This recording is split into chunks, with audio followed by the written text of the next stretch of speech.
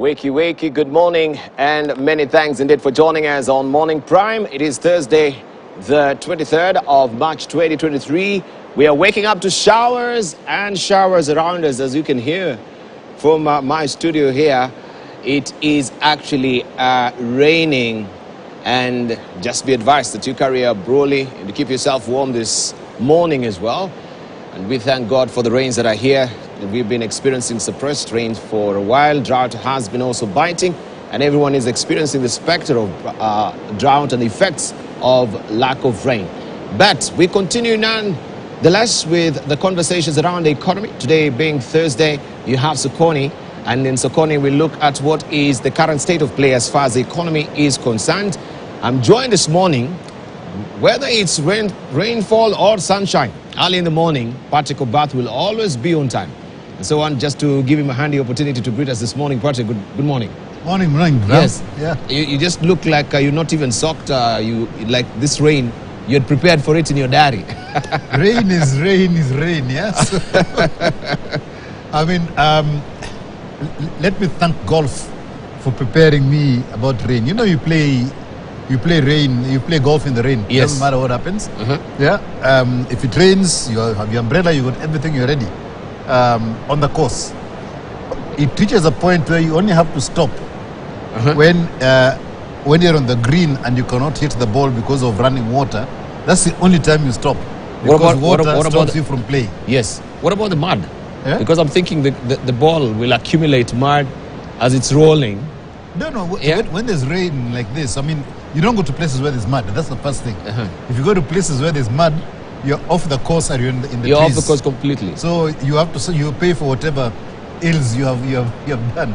If you hit a bad shot into the mud, shauriako. But when you're on the course, it's always grass, and that's why the grass is a very important part of golf, maintaining grass. So even on the green, when you're there, you can still hit the ball, pat the ball. But the only problem is if you've got flowing water on top, the ball cannot roll truly. Yeah. So that is when the game is stopped officially, and you get a siren that tells you stop playing, go and take cover somewhere until the rain has passed. But otherwise, if you got a light drizzle on the golf course, you continue pace with the playing, yeah. Okay. So being prepared on the golf course means that any time there's rain like now, you prepare. So in my car, I've got two umbrellas for myself and the passengers, the case may be. If there's more than two of us, if there's four of us, one person goes and you take everybody with you. Yeah, so that's it. Yeah. And also the other, I mean, when you have rain like this, for people who drive, it is important for safety purposes that you make sure that your air conditioning is working in the car. Whenever you're inside, people breathe, you get moisture condensing on the screen. Yeah. A lot of people try and clean the screen by using heat. By heating up the windscreen. Yeah. The front windscreen does not work that way. It's best that you actually put on air conditioning, and then you direct that cold air to the windscreen to dry it up. And then it just avoids condensation. That's what it does. Yeah. So it's good actually for safety. No, I can see some people also they wipe it with their hands and whatever. So you have the co-driver, so to speak, really assisting you with the wiping as well. But we thank God for the rains. At least people were saying, "Oh, this was just a smattering of it." But I've never experienced it as early as this, especially when we are having our show in the morning. Yeah, actually surprising because today the way rains happen in this town and in this country generally. The rain starts at a certain time of the day, and then it continues raining at that time for the rest of the rainy season. Yes. In the main, yeah? Yes. So in the course of the last week or so, it's been raining from about 6, 7 o'clock in the evening until midnight, 1 o'clock or something like that. And it's been raining at night. But this is odd. I mean, okay, it's still night, but it should not be raining at this time. So this is, if I was going to play golf this morning, I'd have been saying, wow, let me stay in bed instead. There are people who actually wake up to go and play golf early in the morning. I play at 6:30 in the morning. Oh, 6:30 in the morning? Normally, yeah. I normally thought this is an evening affair. No. It's numbingly cold in the morning day, anyway. Right? It's numbingly cold in the morning. No, it isn't. 6:30. 6:30 at this time of the year is okay. When you get to June, July, around about August, June, July, then the temperature drops a bit. But at that time, really, you put on something warm, you have a cup of tea and your body warms up and you continue playing. Yeah. Oh, indeed. Okay, okay.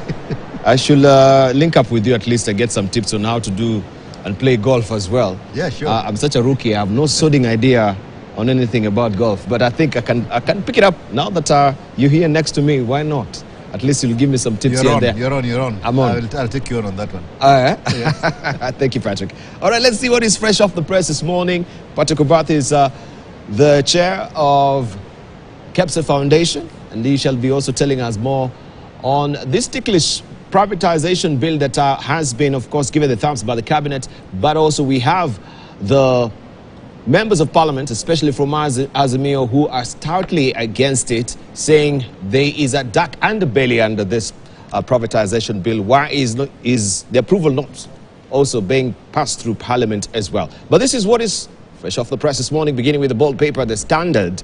Ruto dilemma in handling Raila is what is a splash this morning. Tough choices, it says.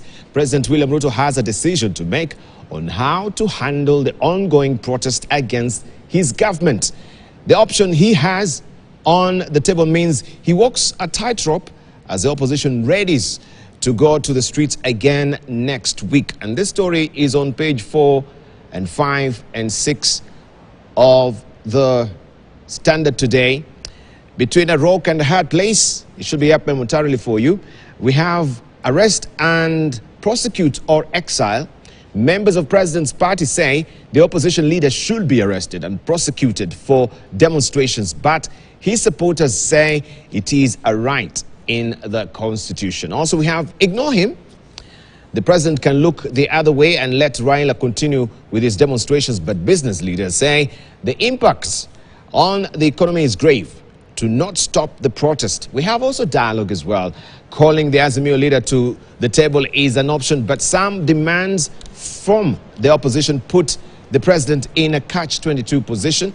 Handshake and unity government. The president can invite opposition leader to government, but creating space for Raila and his team will mean edging out some Kenya Kwanza stalwarts causing infighting.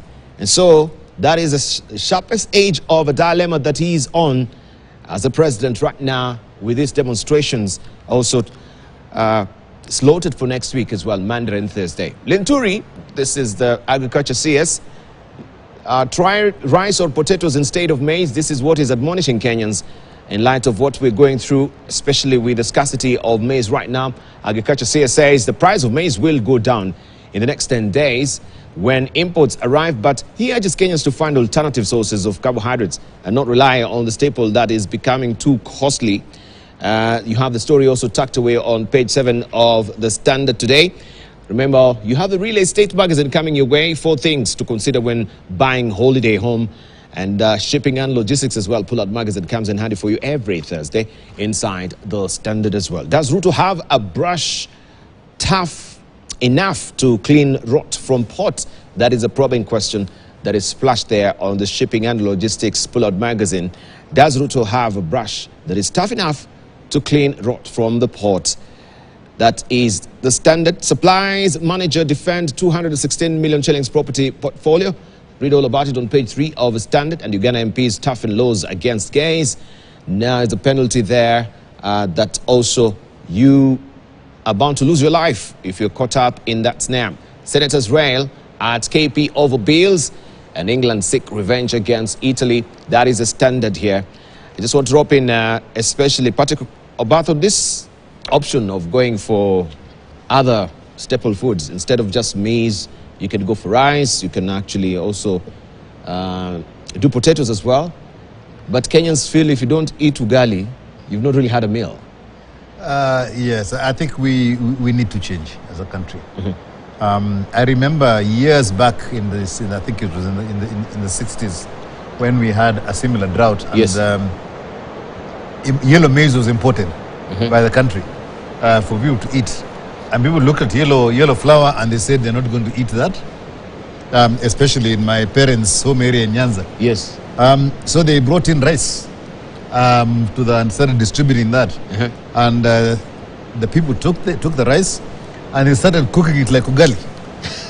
And my mother, who was then a social they don't worker, give a tutorial, yes. whatever it is, had to spend time going around teaching people how to cook rice in that part of the world, because a lot of them did not know how to cook rice.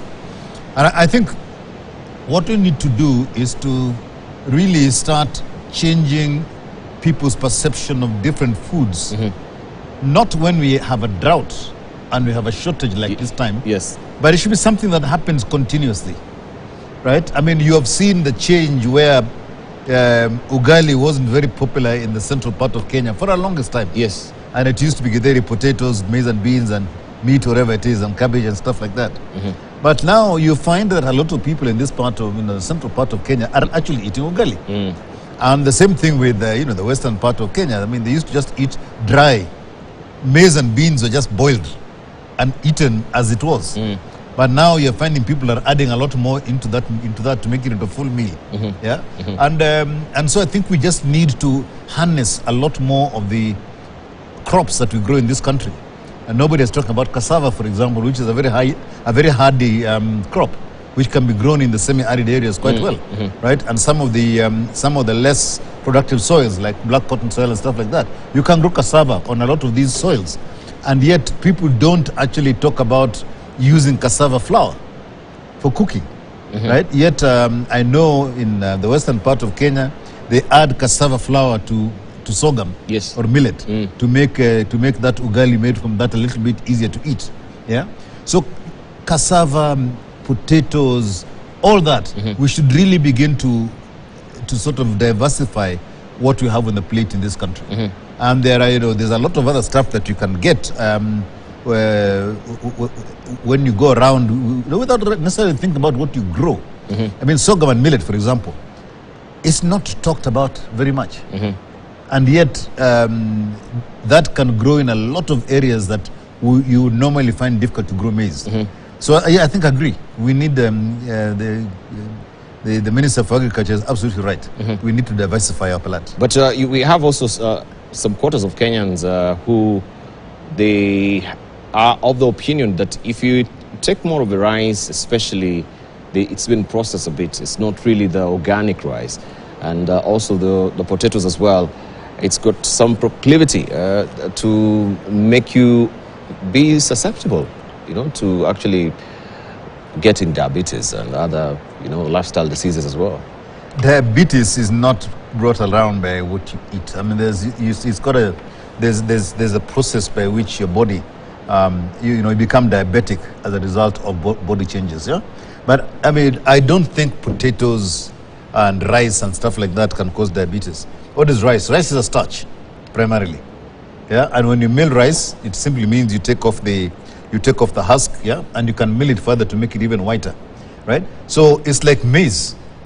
Maize, when you grind maize, or when you mill maize, if you take it from the traditional mills in the rural areas, yes, it's very coarse, and it has a lot of the outer cover of the maize still contained in the flour.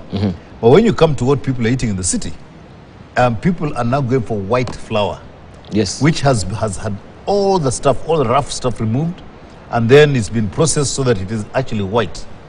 Now, I'm not a connoisseur of ugali. I mean, I eat it, but I can't say that I can tell the difference between white ugali, slightly white ugali, and coarse ugali, and then brown ugali, yeah? All that. There's a complete range of ugalis you can have.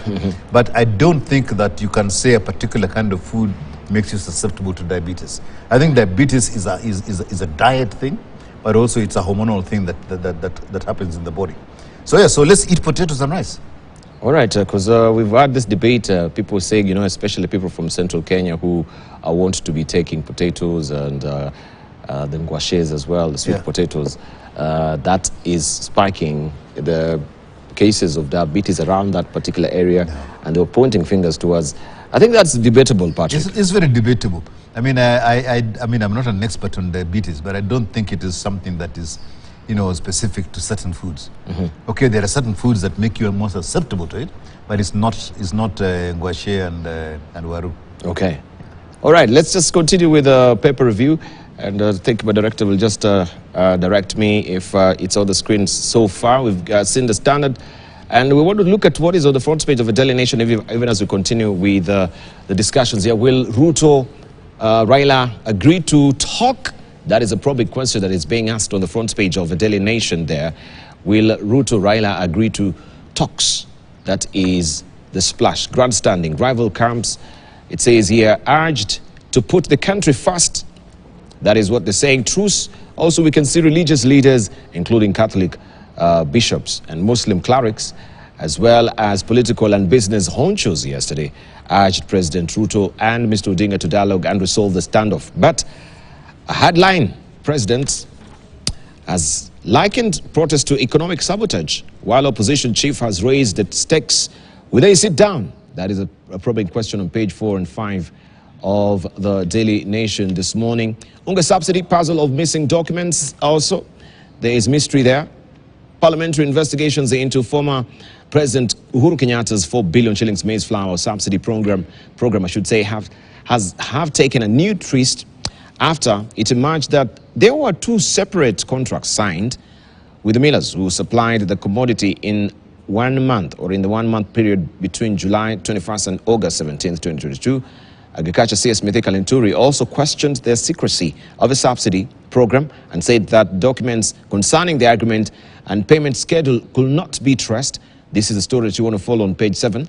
Right there we have a skunk stinking, and it could be also why the millers have not been paid so far.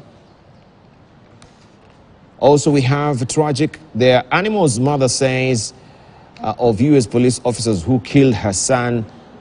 And we know about the story.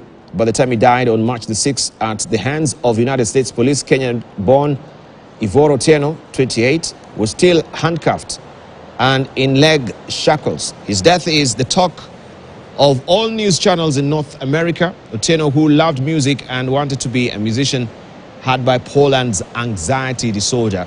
And you can follow the story on page 3 of the Daily Nation this morning. MPs on a coalition course over plan to sell state firms without their nod.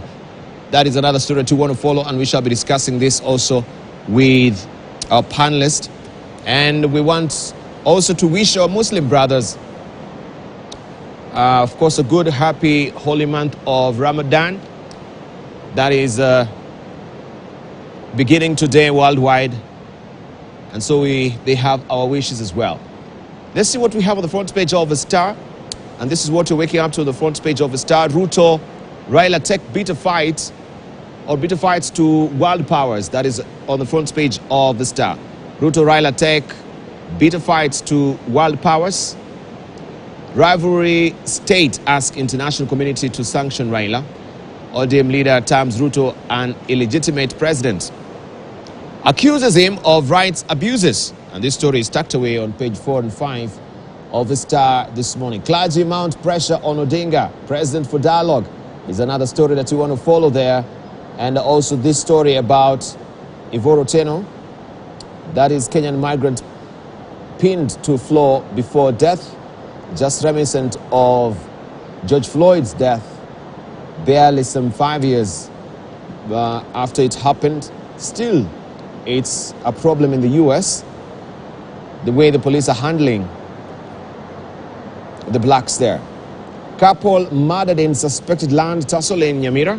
A couple was found murdered in their house in Nyamakoroto village, Kitutu Masaba constituency in Nyamira.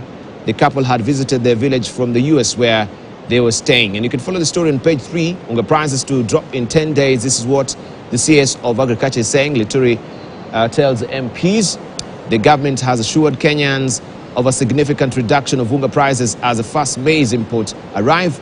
The Agriculture CS said they had activated mechanisms to ensure no one dies of hunger. And you have the story on page 8 of the Star. Showdown looms over Ruto plan to sell critical parastatals. Showdown looms over Ruto plan to sell critical parastatals. That is a story that we want also to be talking about this morning. Very critical. And we have members of the Legislative Assembly there, Azimio side, saying that this has a dark underbelly to it, and they're wondering why the approval of Parliament is not given because they are claiming this, it will be a dead, that is according to the cabinets, that this will be a dead hand of bureaucracy from the parliamentary arm. And so to avoid it, of course, National Treasury has to actually take the biggest chunk of its own making the decision and discernment on which particular parastatal that is not really performing can be privatized. That is the story that you want to follow with our panelists this morning. And you can follow the story on page 6 of the Star today. Let's see what we have on the front page of the People Daily. Voices of Reason, it says here, call for dialogue. And we can see the clergy there who were making this clarion call yesterday, Kenya Conference of Catholic Bishops. Chairman Archbishop Martin Kivuva addressing a press conference in Karen.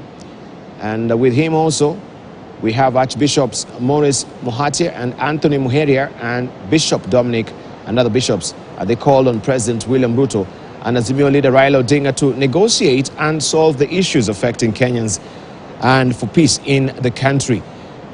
We have some of the bites here. Catholic bishops, they cannot be a good reason to resort to the standoff and defiance of our leaders to the detriment of Kenyans. Chest thumping from those in government that they will not dialogue with the opposition will not solve concerns and problems Kenyans are saddled with. Also, we have Nyali MP Mohammed.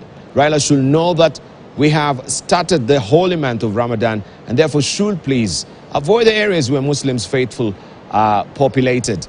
Meet and talk. Catholic bishops ask Ruto and Raila to address the issues that have led to protest as a call for sobriety across the political divide. Muslim MPs also ask for truce, warn that demonstrations will disrupt holy month of Ramadan. That is the story that you want to follow on page 4, 5, and 6 of the People Daily this morning. Let's see on top here what we have on the teaser. Yatani, how investor forced Treasury into telecom deal. How investors, revelations about telecom is coming to the fore. Jamhuri Holdings through its parent firms. Helios wanted to exit and Kenya had two options. Either buy the shares or get new investor, but deal collapsed after merger of Kenya of Telecom and Airtel failed. That is when the deal collapsed. So you can follow this story, which is still a developing story, on page 16 of the People Daily. Ruto warns on hoarding of US dollars, and now the banks also will be shoehorning, or the CBK, the regulator, will be whipping up banks to release the dollars that they are holding right now, according to the Business Daily as well. Let's just look at it in the Taifa Leo, which is up next. Mali ya umma kupigwa mnada. That is a splash on the front page of the Taifa Leo. Mali ya umma kupigwa mnada is a splash. Siku moja baada ya baraza la mawaziri kuidhinisha uuzaji wa baadhi ya mashirika, upinzani yafichua orodha.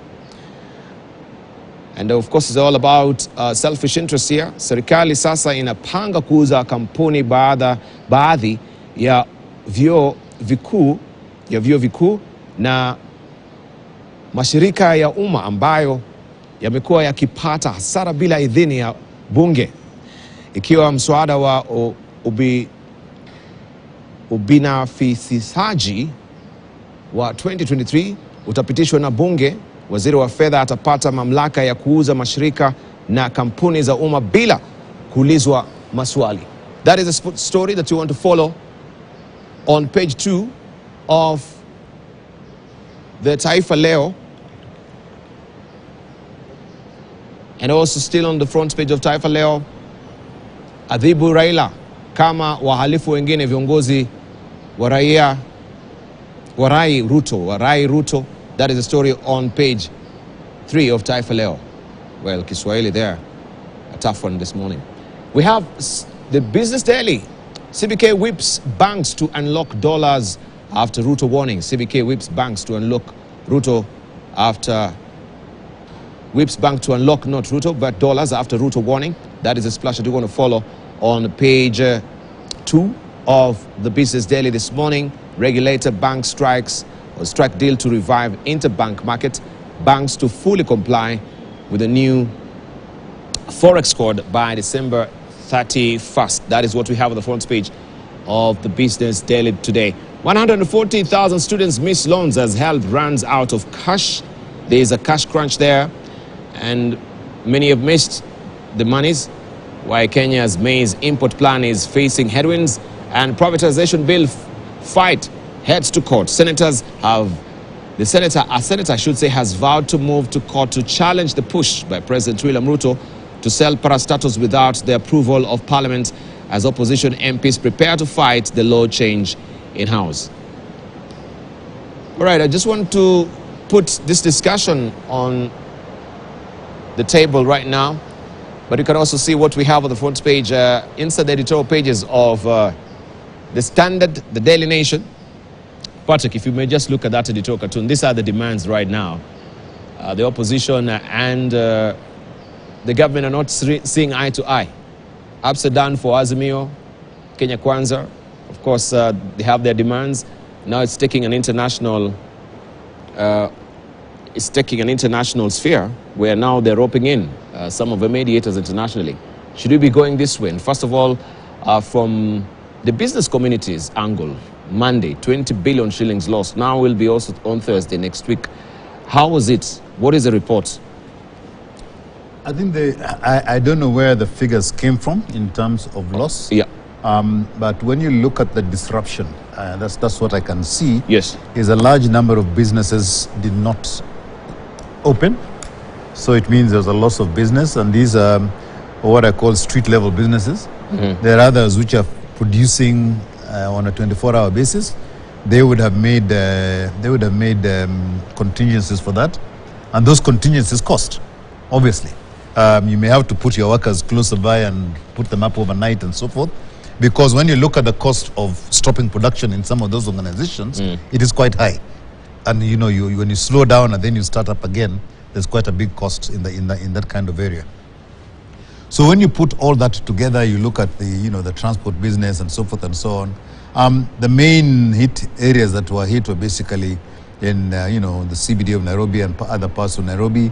You looked at various cities in Western Kenya. Those were the main areas where this happened. If you look at the rest of the country, I think there wasn't serious disruption in those areas. But disruption is disruption nonetheless, and it stops business. And for whatever it is worth in terms of demonstrating and going on the streets and so forth, I believe that we as Kenyans need to rethink how we show our dissent. When you look at other countries, people go on the streets and it's peaceful, and they go away, right? And they come back on the street again, it's peaceful, and they go away. And what happens is people then stop working, right? They say, I'm not going to work because I believe in this cause. And the employers then begin to feel the pinch, and the employers then go and talk to the government and say, we need to change this, it can't go on like this. So the dialogue happens in a completely different place away from politics, because the methods of dissenting are very clear, and it allows people to do that peacefully, right? But when you look at Kenya, dissent is seen as a form of disobedience, right? And disobedience and dissent, we have a very, very thin line. Civil disobedience, right, is when you talk about that, you are caught in trouble. But when you're talking about civil dissent, where you disagree with a point of view, yes, then let us have a discussion around dissent. But disobedience in itself foments confrontation. Yes. And I think that is really where we have to change the way we express our views in this country. And if you look historically, anytime there is a disagreement in the political world, then you cause civil disobedience in the political sense. Yes. Now, political disagreements should be settled in a political manner, not in a manner that then impacts on business. Because now you're using a proxy to settle a disagreement on politics. If you have a disagreement with a business partner, you don't go to the street. You actually go and you take them to court, there are legal means by which that can happen. And I think, much as people think politics is a different game, why can't we put mechanisms for where if there is a political disagreement, there is a mechanism for people who disagree politically to be taken through a process. We have what is called the we have dispute resolution mechanisms. Yes. Where you start with negotiations and you move up, all the way up to going to court. It's actually called alternative dispute resolution. So why can't you apply the same principles to political disagreements? Why is politics seen as a sacred animal? It's the same thing. Politics to me is a business. Yes. You are running a company, which is Kenya Inc., right? And there is an alternative way, an alternative thought about how that company should be run. Now, if two people who are sort of within the company disagree, what do?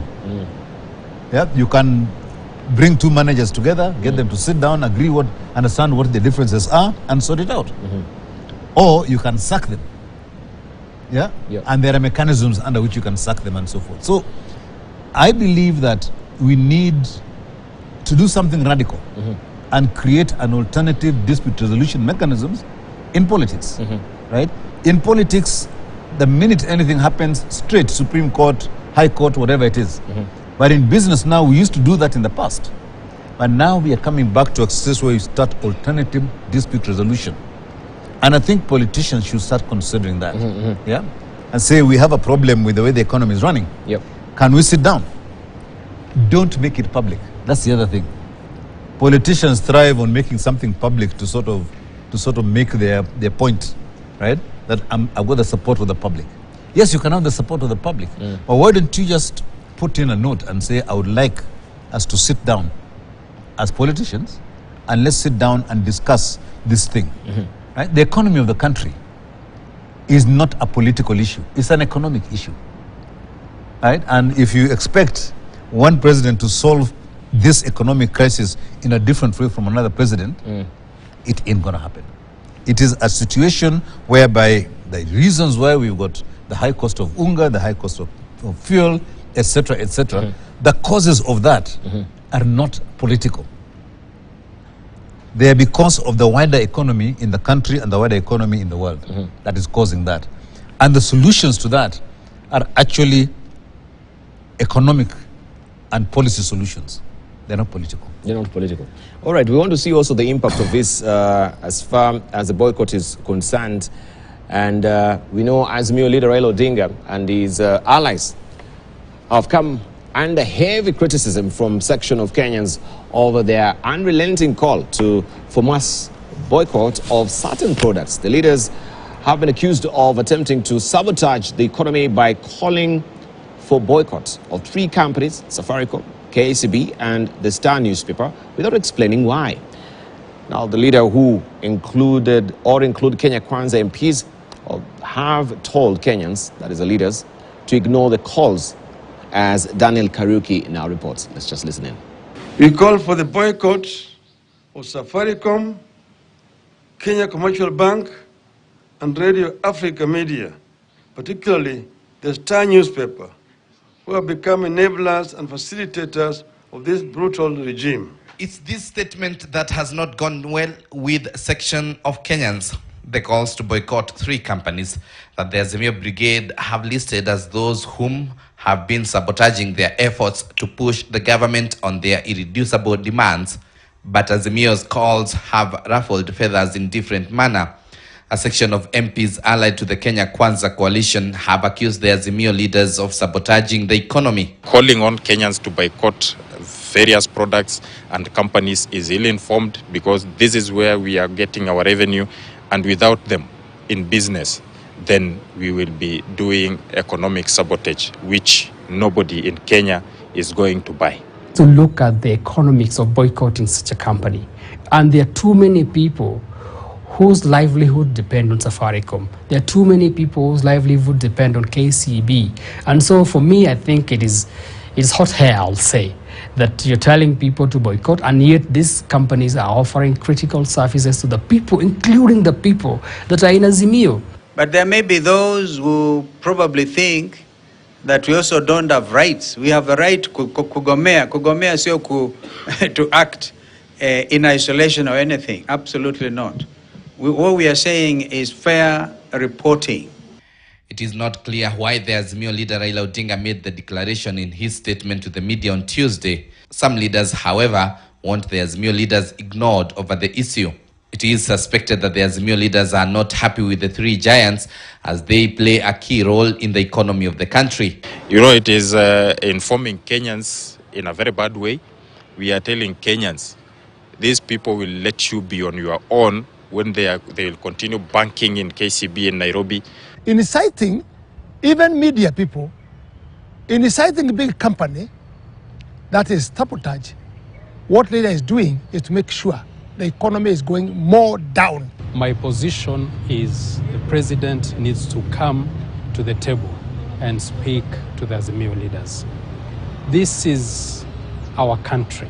It belongs to all of us. And I'm not seeing the big issue why the president should take such a hardline position, because Raila is not going to negotiate on personal issues that would take away anything from the president. Already, Radio Africa Group, the media owners and Kenya Union of Journalists have castigated the Azimio calls, saying they were not justified and bordered on infringement of press freedoms. Wiper leader Kalonzo Musyoka has, however, defended the move. We are not saying they come out and praise any leader, but let them be impartial. Because the freedom of expression, as we also recognize like other basic freedoms under our constitution, also come with responsibilities. Daniel Kariuki, KTN News. Media freedom, of course, now the boycott as well. How is it affecting the economy? And when these companies are flagged up for boycott, what does it really portend? And will we have also other companies being listed by Azimio for boycott? We've had many of them, they don't understand the rhyme and reason for this particular boycotts, especially the Star newspaper. And the Azimio leadership has not been very categorical regarding the boycott. So they don't understand why. And so I don't know where they picked and how they picked, what category they use in picking up this particular companies, the Star, the KCB and Safaricom. I go back to what I was saying earlier on, Dibal.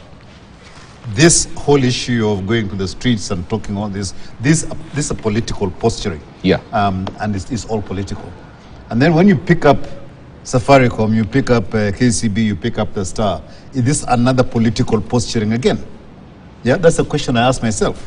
Because these are legitimate companies that are operating within the economy of Kenya. They've been doing their business, and they've done it for the last, I don't know how many 20s of years. And they've been growing and they've been growing and they become a significant part of the economy of this country. And why don't you pick up on, on some of the other companies in this country, right? Which are significant within the economy, right? There are quite a few companies that are significant within the economy. Yeah. KCB and Safaricom are large. But I mean, the largest bank by capitalization in Tier 1 is Equity. It's not KCB. So why pick on KCB? Yeah? And when you look at Safaricom, okay, it's the largest one in terms of, of the telco space in Kenya. Yeah. Right? So, yeah. And if you look at all the other sectors of the economy, they're large companies. So when it is picked by a political class, you believe that there's something political behind it. And I can't really say what it is. I don't know what criteria they've used for those companies. But for me, just in my simple mind, looking at this whole thing, there must be a political angle behind it. And I cannot understand what it is that makes these particular companies get picked. So that looks like, you're batting your head on the wall, especially if you pick up a telco like Safaricom, as it is. Many people have subscribing to Safaricom, businesses as well running on it. I wonder why he will pick up on it, because I don't think people will be greatly shy to actually heed on that particular call. I mean, if you pick on Safaricom and try and sort of say, let's boycott Safaricom, if you boycott Safaricom, you're shooting yourself in the foot. A lot of the business is conducted within the platforms of Safaricom and so forth. So Is Patrick Obath, is Mama Mboga going to boycott Safaricom, and yet they're sitting there and they're doing everything by M-Pesa? I don't know. Right? It's a tough call to ask somebody like that to do so.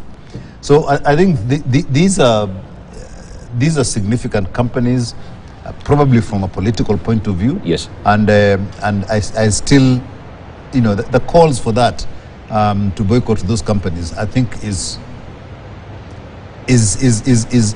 posturing rather than something that really most Kenyans will actually heed to. Thank you. Let me welcome Bilo Kero. It's been a while. Bilo, good to see you. Happy Ramadan. Beginning today. Yes, Ramadan Mubarak. Ramadan Mubarak, yeah, yes. Wish Beginning. all the Muslims a blessed month of Ramadan. Yes. Yeah, good. Yeah, I know you've been missing in action. You can just bring us up to speed where you've been. It's a private affair. No, I travel out of the country. Nothing else. I am not in any. I'm in the same group with Patrick, so we are just simple businessmen. Occasionally we... Our viewers will have wondered, is this a boycott as well? Has Bilo been added to this list? No, this boycott is misplaced. It's misplaced. Actually, it's misplaced. I mean, it doesn't make sense. And they haven't given reasons. Safaricom is owned by nearly 1 million shareholders, Kenyans. It's the single largest company this country owns, and it's I don't know. They must give a reason why. I mean, I don't understand whether. And KCB also one of the largest banks in this country. So I don't understand whether it's just a question of trying to. They have significant impact on the economy, particularly these two businesses. So I don't know if the intention is to try and hit Kenyans in the pocket so that people can feel that these demonstrations are going to hurt Kenyans so that people can come to the table. I don't know. I think it's just a way of twisting the arm of the government that, look, we'll hit where it hurts most. These are the two largest businesses, we're going to hit it. And the economy will be affected. So come to the table. I think it's not a fair game. And it's misplaced in my view. I think you don't. They are not combatants in this political duel between the Azimio and KK. So they should handle KK as a government. So their battle should be with the government, not with the private sector. Really, I think it would be misplaced. But this is the same script that we saw also during the 2018. I think so. It worked. Well. It worked then. Worked so then. I think, well, of course, if something works once, you want to try again, see whether it will work again. But the players may not be the same. But they will argue then, why are you picking up on these companies? Why did you pick up on them by then? The Brooksides, you remember, we had the Hako and the rest as well. So people will wonder then, why did you cherry pick on these companies? And why are you cherry picking on Safaricom, KCB, and also the Star? Star, I think there is a perception within the Azimio team that these institutions, these companies, one way or the other, are helping government. Maybe the Star seem to be a bit impartial in terms of their reporting. Maybe they see KCB lately. It's helping government in some finances here and there. Maybe. So, but I think whatever the circumstances, I don't think those are your targets. No, I think those are businesses, and those businesses have a significant impact on the economy. And if you hit them, you're hitting the economy, and you have got also. What if there's a run tomorrow on KCB because of this? Yes, millions of Kenyans will lose, tens of millions, including themselves. So I think some things should be avoided, especially banks. And Safaricom is what keeps us going in this country. Yeah. I mean, indeed. None of us. There's none of us has a shilling in the pocket. We only have this. We don't carry hard currency anymore. Yes. So I think we should be careful and not to bring those kinds of institutions into. And like what you're saying, I mean, if you do anything like that, you're shooting yourself in the foot. Yeah. That's what that will be happening. And are Kenyans willing to shoot themselves in the foot? I don't think so. I don't think so. Indeed. Right. So this whole essence of boycotting businesses, I mean, the last time you could see it was they were linked to people who were political supporters of that particular regime at the time. Yeah, you're talking of Hako, you're talking of all those things. They were perceived to be politically connected. So that's why I was asking the question: is there any political connection that is being seen now in terms of targeting those industries? Indeed. Yeah, and I don't see any, but maybe the politicians do. Yeah. Okay. We've heard from the clergy. We've heard we've not heard from the civil society as yet. We've not heard from the business community. KEPSA. We've not heard from Kenya Chambers of Commerce as well.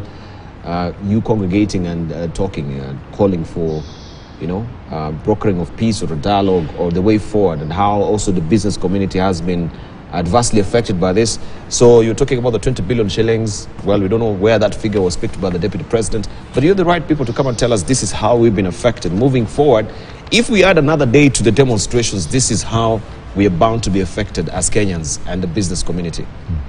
How come? I think, Dibal, and I say this from my own experience in running KEPSA and the sort of the top apex body. Right from the time we formed our engagement and advocacy mechanisms in KEPSA, ours was not to go out and placard carry. And you have never ever seen KEPSA going out to placard carry the minute something happens in this country. What KEPSA does is to dialogue and do advocacy behind the scenes, and then let those organizations that will be dialoguing then make the announcement. Yes. That is how KEPSA works, right? As opposed to other organizations that value visibility in terms of protest.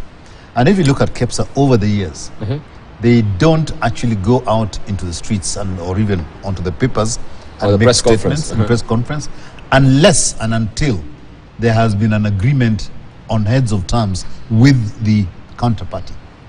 Then that is when it happens. So I'm not in the forefront, I'm not in the middle of KEPSA at the moment. I'm the KEPSA Foundation, which is on the side. But I can assure you, if things are still working the way that they were set up to do, that they're actually talking to the different political sides behind the scenes to try and get to a position. So I don't think you'll see KEPSA coming out with a statement, a big one at the moment. What you might get is more of a general statement about the impact on the economy.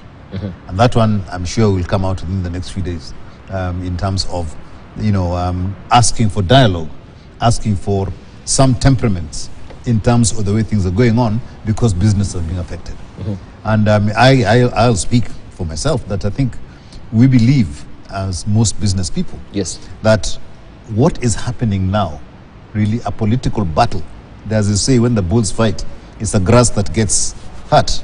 This is what is happening, right? Let the bulls go and fight on concrete, not on the grass, so that the businesses don't get affected.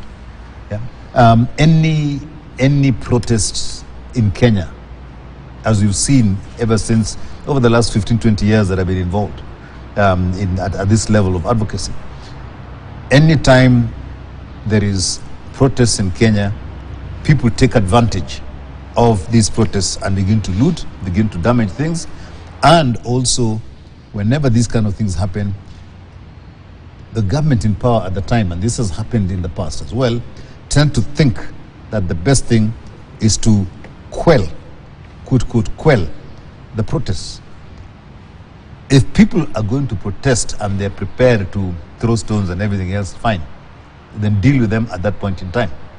But if people are going to do their own way of dissidence, and then let them do it, like happened in, I think it was South Africa, where the same thing, guys were marching and whatever it is, and the policemen were very firm.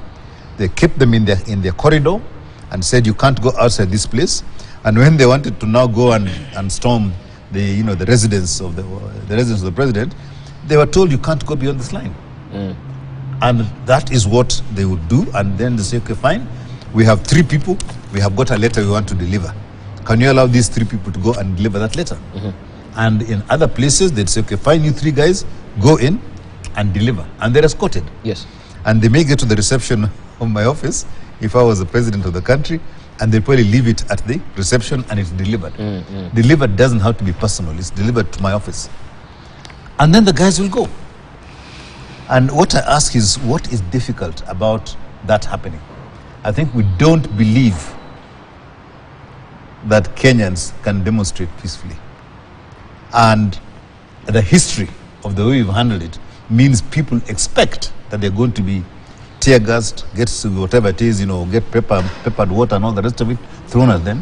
So they come prepared for that eventuality. So I think there needs to be a complete rethink about how we package a situation whereby we want to make a point either politically or otherwise, rather than doing it the way we're doing. Indeed. Yeah. All right, we want to take a short break right now. But on the screen, as you can see, we have this editorial cartoon. If you may just pick it up in full, this is what also people have been talking about regarding the tidy sum of money that we have, almost 802 million shillings just for new cars. And we have Wanjiko's there, and a Kenyan saying there, you see what empty coffers can buy? That's why we call it magical Kenya. Right, we've been talking about empty coffers. There's money to buy new cars as well. This is what Stano has drawn inside the people daily. That is magical Kenya. Cabinet parastatals privatization. You can see the cabinets who have sidelined the members of parliament on this because they're saying this will prolong the process. It will be a dead hand of bureaucracy. And now they're sliding on the smorgasbord there from parliament. This is the cabinet secretaries as well. This is a debate that we want also broach on the other side of the break. And this is in the Daily Nation today. Standard is we have there Arab Singh there, who's from Kenya Kwanza, and Azimio demands as well. The KK demands and Azimio demands. They are not seeing eye to eye, upside down, topsy-turvy. That's the way now Gado has captured that. This is inside the Standard today. We take a short break. When we circle back, of course, we buckle down to a privatization bill and its controversy. And also we shall be looking at the latest development with the Telkom Kenya as well, a story that we began last week. We put tails on it. What is the latest development with the revelations from the cabinet secretary, that is the immediate former cabinet secretary, Ikuretani, who has given some revelations here yesterday during the, of course, parliamentary committee meeting. We take a short break right now. Don't go away.